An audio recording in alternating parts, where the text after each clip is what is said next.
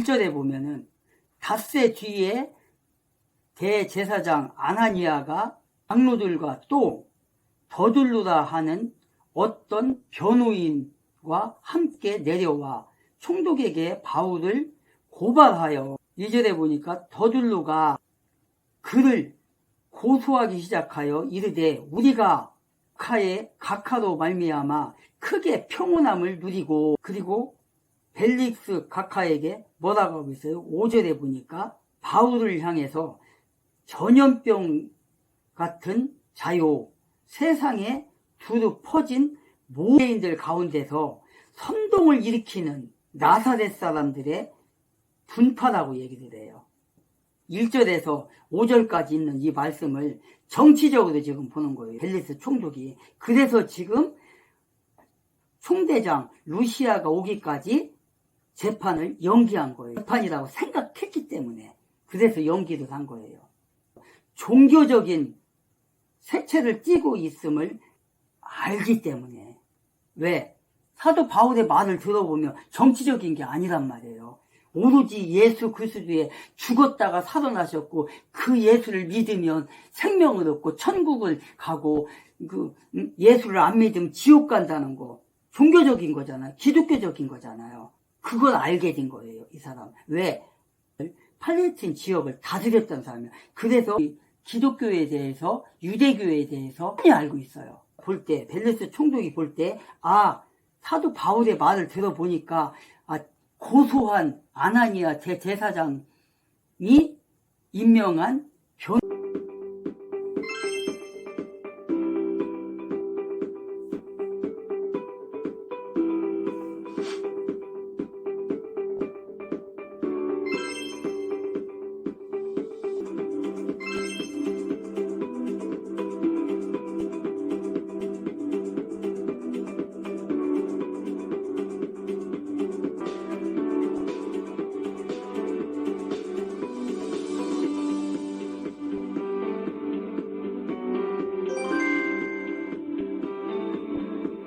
변호인의 더둘루라는 사람의 말을 들었을 때 누구의 말이 더 타당한가 그걸 생각했을 때 사도 바울의 말이 더 타당하다 이렇게 생각한 거예요. 그래서 아나니아 대제사장과 이 더둘루라는 변호사는 지금 정치적으로 선동으로 이끌어가서 이 사람을 감옥에 집어넣거나 죽이려고 하는 거구나, 그걸 알게 된 거예요. 그래서 지금 이렇게 얘기하는 거예요. 종교적인 색채를 띠고 있음을 알게 된 거예요. 그러니까 벨릭스 자신은 기독교인은 아니었지만 팔레스틴 지역에서 길게 잡으면 10년이죠. 길게 잡으면 10년. 10년 동안을 팔레스틴 지역에서 쪽으로 있었기 때문에 그래서 다 알게 되는 거예요. 그래서 그는 단순히 논쟁자들 사이에 대립의 가능성을 없애고 하려고 재판을 열려고 지금 연기를 한 거예요. 사도 바울의 말을 들었을 때 이것은 정치적인 것도 아니고 선동도 아니란 걸 생각하면서 벨릭스가 지금 이런 판단을 내린 거예요. 그래서 바울을 다시 헤롯 궁전에 감옥으로 보냅니다.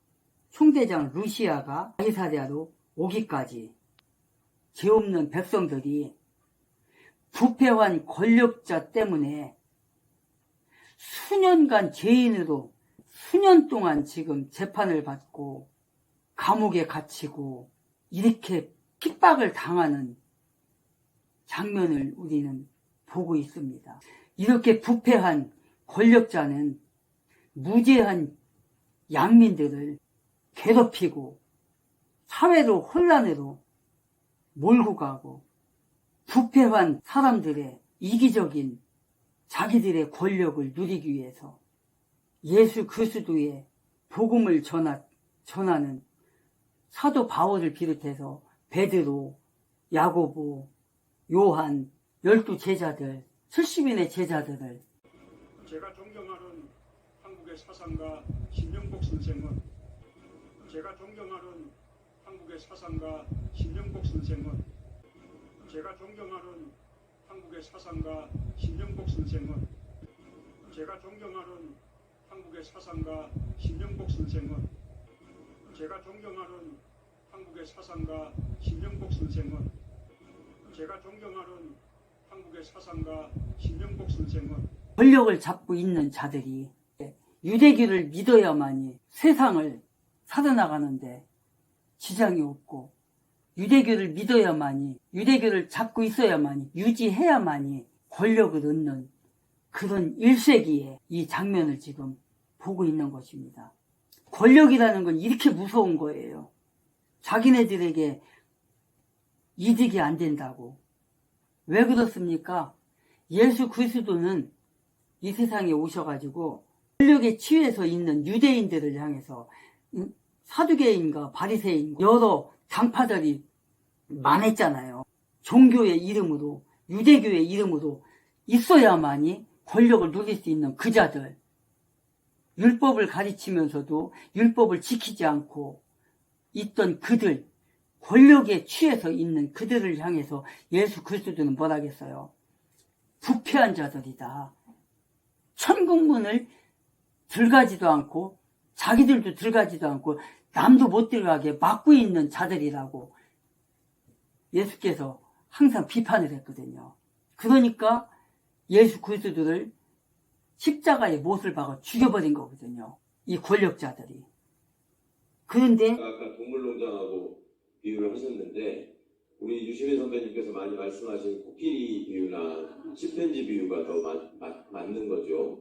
그리고 동물농장에도 보면 그렇게 암컷들이 나와서 설치고 이러는 건 잘 없습니다. 암컷들이 나와서 설치고 이러는 건 잘 없습니다. 암컷들이 나와서 설치고 이러는 건 잘 없습니다. 암컷들이 나와서 설치고 이러는 건 잘 없습니다. 암컷들이 그걸 능가하는데 해서 동학이라는 걸 그걸 능가하는데 해서 그걸 능가하는데 해서 동학이라는 걸 이렇게 제가 이거 암컷을 비하하는 말씀은 아니고 설치는 암컷을 암컷이라고 부르는 것일 뿐입니다. 설치는 암컷을 암컷이라고 부르는 것일 뿐입니다. 설치는 암컷을 암컷이라고 부르는 것일 뿐입니다. 설치는 암컷을 암컷이라고 부르는 것일 뿐입니다.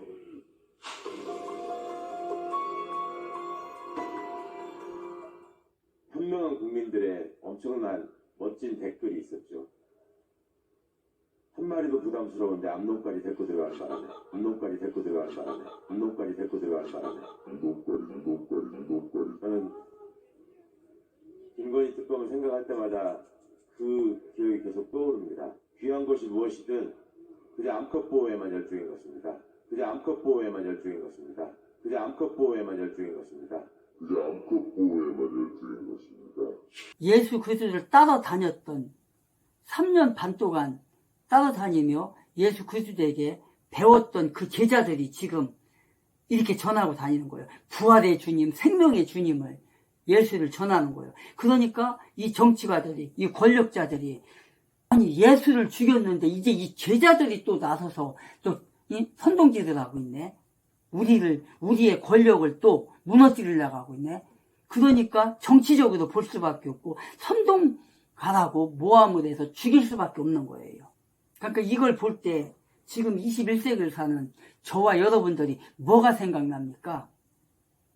기독교를 파괴하려고 했던 대한민국의 정치인들 보았잖아요. 윤석열 대통령 들어서기 전 5년간 어떻게 됐어요? 그 기독교를 죽이려고 국회에서 법을 18번이나 통과를 시키고 그 감염병이라는 그걸 핑계를 대가지고 자유를 부르짖는 자유시민을 체포를 하고 구속을 하고 자유민주주의 대한민국을 지키려고 하는 목사들을, 그리스도인들을 잡아다 가두고 법정에 세우고 얼마나 그랬습니까? 특정 목사를 갖다가 그렇게 5년 내내 씹어대고 그 교회를 갖다가 죽이려고 아예 얼마나 MBC, KBS, YTN, JTBC 이런 데서 5년 내내 씹어 돌렸지 않습니까? 왜 그렇습니까? 그 목사가 무섭거든. 자기네들의 그 비리를 막 파헤치고 마르다고 대한민국을 공산화 만들려고 하는, 응? 그거를 비판을 하고 하니까 자기네들 죄성이 드러나잖아. 자기네들 본색이 드러나잖아. 그래서 국민들이 알게 되잖아. 20, 30대들이 알게 되잖아요. 그럼 어떻게 돼요? 정권을 유지할 수가 없는 거야. 그러니까 어떻게 해야 돼요? 자기를 비판하는, 권력을 비판하고, 부정을, 부패를 비판하는 그 목사를 죽일 수밖에 없는 거예요. 그러니까 이단자도 낙인을 찍고, 가짜 목사들, 가짜 그 교회들을 앞장 세워가지고, 그 목사를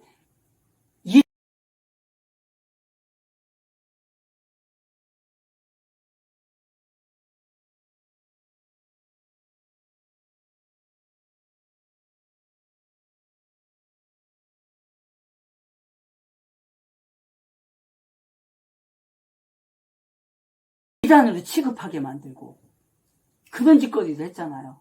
거기에 앞장섰던 게 누구예요? 소강석이었다고요. 소강석. 통해에서 실제로 정광훈 목사를 이단으로 망치를 두드렸다니까요. 이단자라고. 그러니까 대형 교회 진실한 목사들이 이름만 대면 다 알 수 있는 그 목사들 있잖아요.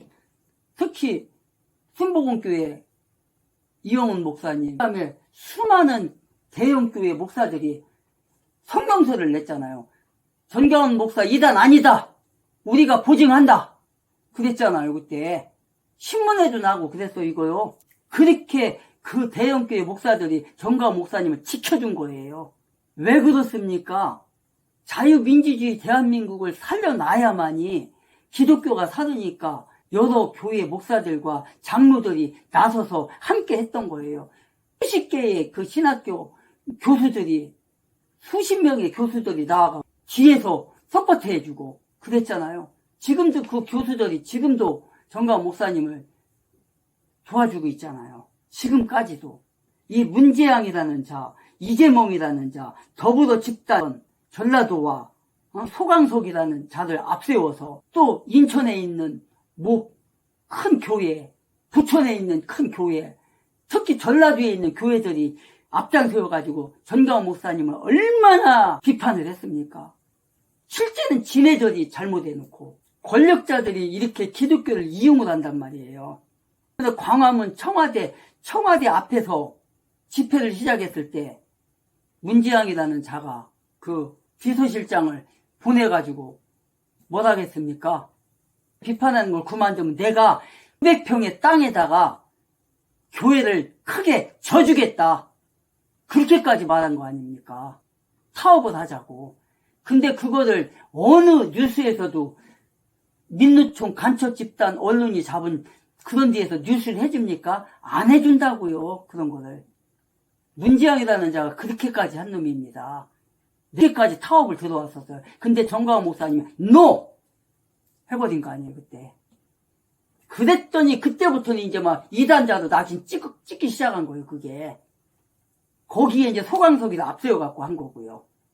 여러 전라도의 목사, 인천의 목사, 대형교회, 그 장로교회, 특히 그 대형교회 목사, 부천, 인천, 전라도, 거기에 교회들을 앞장 세워가지고 이단자도 낙인을 찍은 거 아니에요. 그러니까 거기에 반대에 있는 진실한 목사, 대형교회 목사들이 성명서를 내고 정광훈 목사 이단 아니다 라고 해준 거 아니에요. 이런 자들입니다. 공산주의자들이. 이 문재양과 이재명과 저보다 전라당이, 이들은 대한민국을 이해하는 당이 아닙니다. 속기 빨리 위성 정당으로 빨리 심판해야 돼요, 이거. 내년 총선 때 더불어당을 해체시킬 정도로, 총선 때 정말 자유우파당을 찍어서 이 더불어당은 완전히 해체시켜야 돼요. 왜? 공산주의자들이 모여있으니까, 지금 간첩들이 모여있으니까. 전 언론을 장악을 하고 이랬지 않습니까? 23절에 보니까 백부장에게 명하여 바울을 지키게 하며 그에게 자유를 주게 하고 또 그의 친지들이 그를 섬기거나 그에게 오는 것을 그가 막지 못하게 하니라. 24절에 보니까 며칠 뒤에 벨릭스가 자기 아내인 유다 여자 두루실라와 함께 와서 사람을 보내 바울을 불러 그리스도를 믿는 믿음에 관해 그의 말을 듣거늘.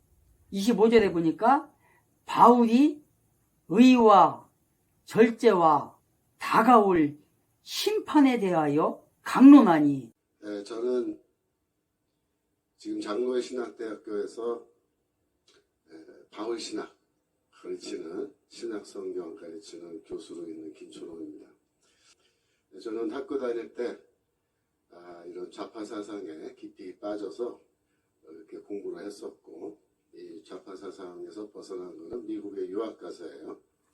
2003년도에 어떤 사건, 뉴스에 이석기라는 사람이 중심이 돼서 RO 모임이라는 게 있었어요. 사람들이야말로 진정한 주사파입니다. 우리는 끝까지 북한에게 충성해야겠다, 이런 사람인데, 이 경기 동부 이석기가 바로 수장인 거죠. 이 사람들이 성남시를 거점으로 해서 조직을 갖고 있는데 2010년도에 있었어요. 민노당을 이 경기 동부 연합이 거기 민노당에다 가입해서 이제 장악해서 갖고 있는 상태였는데, 그 당시 이 김미희가 성남시 후보로 시장 후보로 나오고 이재명도 나왔단 말이에요. 그래서 경기 동부 연합 쪽에서 김미희한테 야, 너 후보 사퇴하고 이재명 지지하자 우리가. 그래서 이재명이를 성남시장 만들자. 이재명의 성남시 나오는데 그 인수위원회의 대부분이 상당 부분이 경기 동부 연합 사람들로 되어 있다, 이렇게 기사가 나와 있습니다. 그리고 시장으로 취업 2012년에 이제 19대 국회 때 통진당이 국회의원으로 쫙 들어가고 그랬는데 14년도에 통진당 해산됐잖아요. 우리는 그걸로 해서 통진당은 사라졌겠지 이렇게 생각했잖아요. 천만의 말씀입니다. 이 경기 동부 연합과 이재명 사이의 그 연대는요, 더 견고해진 거예요. 그때부터. 2018년도에 이재명이가 경기도 도지사에 출마해서 도지사에 당선됩니다. 그때 1등 공신이 경기 동부 연합이에요. 현재 민주당은요, 이재명이 꽉 쥐고 있어요. 누굴까요? 경기 동부 연합 사람들입니다.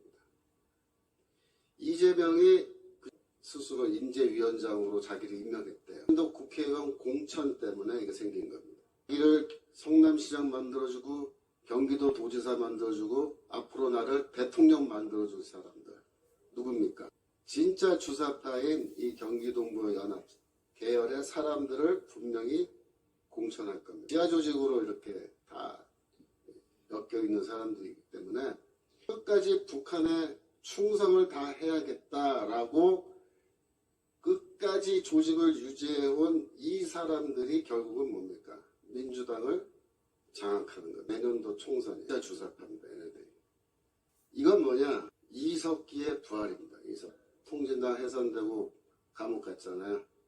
몇 년 전에 석방됐죠. 나와서 지금 조용하죠.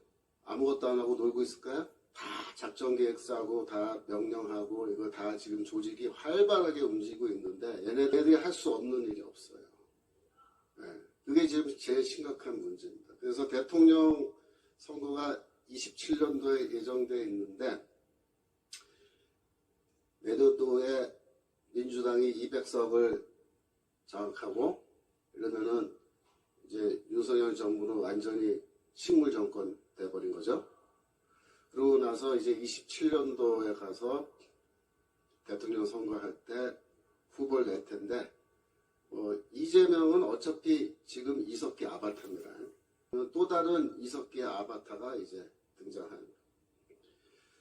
그래서 얘네들이 이제 대통령 선거해서 만약에 그쪽 후보가 대통령으로 당선되면 대한민국은 끝입니다. 그걸로 끝난 거예요. 기가 대통령 된다고 생각해 보세요. 그럼 끝난 거예요. 그래서 내년도 국회의원 선거가 중요하다, 그렇게 말씀드린 겁니다. 이러한 어마어마한 지금 무서운 일들이 우리 눈에 보이지 않지만 이게 진행되고 있단 말이에요. 200석을 못하면 어떻게 되느냐? 윤석열 정부가 하고 싶은 거 아무것도 못해요. 그 200석을 우리가 넘게 해줘서 어떻게든 저놈들을 밟아놔야 윤석열 대통령이 그나마 지금 하고 싶은 걸 막 한단 말이에요. 그러면 그만큼 우리 대한민국의 미래가 조금 더 안정적으로 가는 거예요. 정가 목사님께서 지난번 대통령 선거를 평가하면서 하나님이 우리를 사랑해 주시고 우리가 눈물 흘리면서 기도하고 과문에 나가서 그 추운 겨울에 그 고생하면서 집회하고 이래가지고 하나님이 우리 대한민국의 생명을 5년 더 연장해 주셨다 이렇게 얘기하죠. 그게 정확한 얘기입니다. 5년 시간도 주셨는데 이 5년 동안에 우리가 어떻게 하느냐에 따라서 대한민국의 미래가 이제 향방이 결정되는데 우리가 지금 굉장히 중요한 시점입니다. 내년도 4월까지 몇 달 남았습니까? 벨릭스가 떨며 응답하되 이번에는 내 길로 가라. 내게 적당한 때가 생기면 내가 너를 부르리라. 바울에게서 돈을 받고 그를 풀어주기를 받았으므로 더 자주 사람을 보내어 그를 부르고 그와 이야기를 나누니라. 그러나 2해가 지난 뒤에 보로기오 베스도가 벨릭스의 자리로 오매 벨릭스가 유대인들에게 기쁨을 주기 위해 바울을 결박한 채로 두니라. 27절까지. 지금 뭡니까? 벨릭스가 이제 곧 떠나게 된다는 마지막에 보니까 이제 후임자 보로기오 베스도 그가 이제 총독으로 주의를 넘겨받을 준비를 하고 있는 겁니다. 지금 바울에게 어느 정도의 자유를 허용하면서 그리고 또 어떻게 합니까? 지금 계속해서 불러요. 불러서 말을 들어요. 복음을 들어요. 바울에게서. 그리고 뇌물을 원한다고 지금 기록하고 있어요. 뇌물을 원하고 자유를 주고. 그러니까 이 벨릭스 총독이 바울에 관해서 인자를 베풀기도 하고 또 복음이 뭔지 들으려고 하기도 하고 또 뇌물도 바라기도 하고 지금 이런 상태입니다.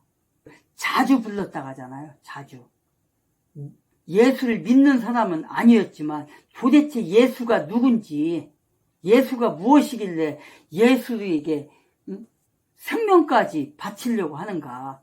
감옥에 가는 것도 두려워하지 않고 가는가. 도대체 무엇인가 하고 지금 바울을 자주 불러서 지금 그 도에 관해서 듣고자 지금 자주 불렀다고 합니다. 그런데 뭐라고 해요? 25절에 보니까 의와 절제와 다가올 심판에 대하여 복음을 전하니까 벨릭스가 떨며 이제 그만해라. 두려운 거예요. 심판에 대해서. 왜? 자기가 지금까지 살아오면서 얼마나 많은 죄를 졌습니까? 많은 사람을 죽이고 의와 정의와는 전혀 다른 그런 삶을 살아왔던 벨릭스가 이렇게 강론을 들었을 때 떨리지요. 죄를 진 사람은 그렇잖아요. 그러니까 야, 오늘만은 그만하자. 그만 가라. 이렇게 하는 거예요. 지금. 이번에는 내 길로 가라. 내가 적당한 때에 너를 다시 부르겠다. 바울에게서 어느 정도의 자유를 허용했다는 것. 바울에게서 복음을 듣고자 했다는 것. 또한 바울에게서 뇌물도 적당히 받고자 하는 것. 그러나 바울은 돈을 있어도 주지 않죠. 바울이 무죄하다는 사실을 알면서도 방면해 주지 않고 자유는 있지.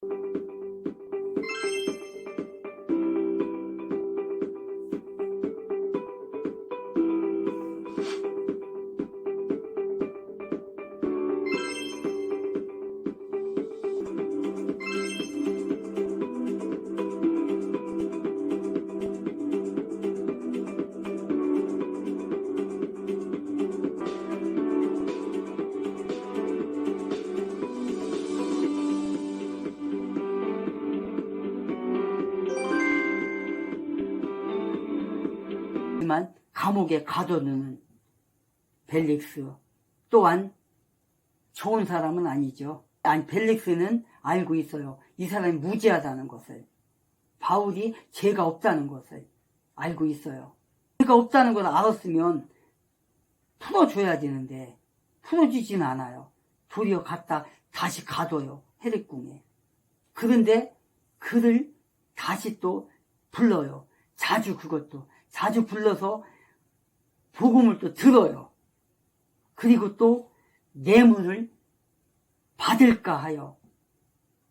아마 직접적으로는 말 안 하는 것 같아요. 직접적으로는. 보니까 그냥 받을까 하여 그런 것 같아요. 지금. 혹시나 내가 너한테 잘해주면 뇌물을 줄 수도 있겠다 싶었던 거예요. 그래서 뇌물도 바라고, 그러나 뇌물은 받지 못하죠. 무죄하다는 것을 알면서도 방면은 하지 않고 자주 불러서 복음을 듣고 하는. 어쨌든 간에 이렇게 벨릭스는 사도 바울을 헤롯궁에 가뒀습니다. 그리고 24절에 보니까 며칠 뒤에 벨릭스가 자기 아내인 유다 여자 두르실라와 함께 와서 사람을 보내 바울을 불러 그리스도를 믿는 믿음에 관해 그의 말을 듣거느리라 했잖아요. 두르실라 이 여자에 대해서 얘기하자면 38년경에 태어났어요. 이 여자가 헤롯 아그리파 1세의 셋째 딸이자 막내딸로 태어났어요. 이 여자가 결혼을 하게 돼요. 결혼? 약혼, 지금으로 따지면 약혼인데 누구하고 약혼을 했냐? 에피파네스와 약혼을 했어요. 처음에 에피파네스와 약혼을 했는데 이 사람이 왕자예요. 이 사람하고 약혼을 했는데 이 에피파네스가 두르실라를 향해서 유대교를 믿으라고 강요를 한단 말이에요. 그러니까 처음에는 두르실라가 믿겠다고 한 거예요. 그랬다가 나중에 변해버렸어요. 그래서 안 해요. 그래서 약혼을 파혼을 해요. 에피파네스와 약혼을 깨고 그 후에 16살 때 그가 결혼을 해요. 누구하고 결혼하냐? 그녀의 오빠 아그리파 2세의 권유로